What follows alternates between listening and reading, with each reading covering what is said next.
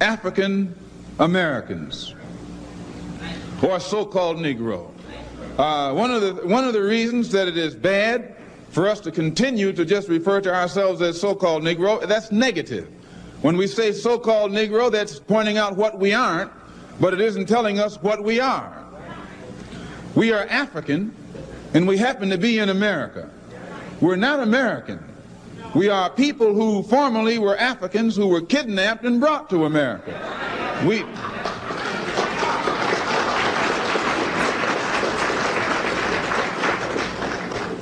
Our forefathers weren't the Pilgrims. We didn't land on Plymouth Rock. The rock was landed on us.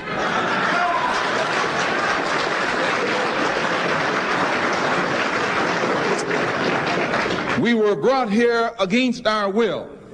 We were not brought here to be made citizens.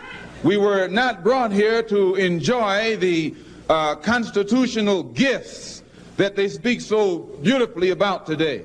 And because we weren't brought here to be made citizens today, now that we've become awakened to some degree and we begin to ask for those things which they say are supposedly for Americans, they look upon us with hostility and unfriendliness. So our unwanted presence, the fact that we are unwanted, is becoming magnified in all of America's preachments today. In the United Nations, you have poor nations and rich nations. They say that the most powerful bloc in the UN are the African Asian bloc. These are the poor nations. Yet they carry more weight in this political body than the nations do who have all the money. Why? Because no matter how wealthy America is, she only has one vote. No matter how wealthy Russia is, she only has one vote. Whereas all the poor nations in Africa who have just emerged into independence, they have each a vote too.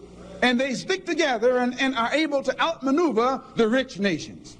This is by having independence and the right to vote in the political world body, it has enabled the dark nations to band together and use the strength of their ballot to force the wealthy nations, which are the white nations, into giving more independence to other nations who are still under their jurisdiction.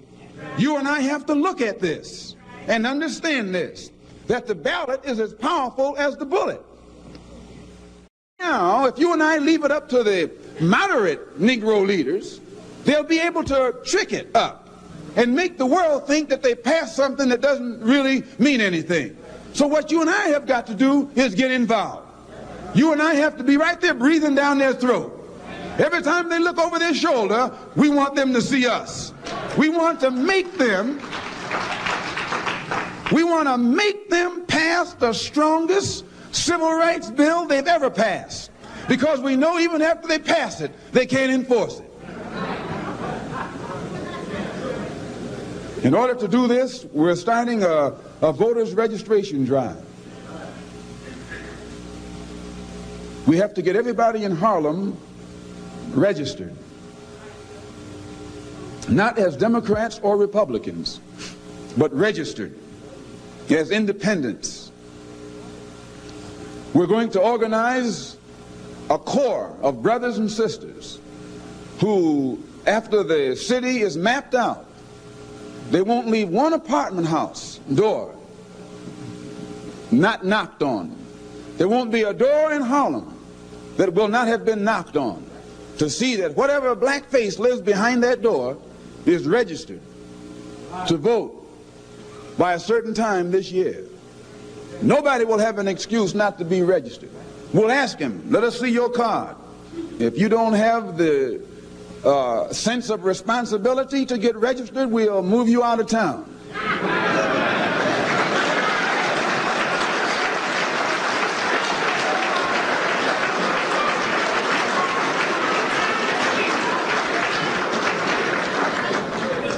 It's going to be the ballot or the bullet. After we get our people registered, we can then organize that voting strength and channel it in the direction that will get immediate results for the benefit of our people. We can sweep our enemies right out of office. But we will not be able to do it sitting around talking about select and elect your own candidates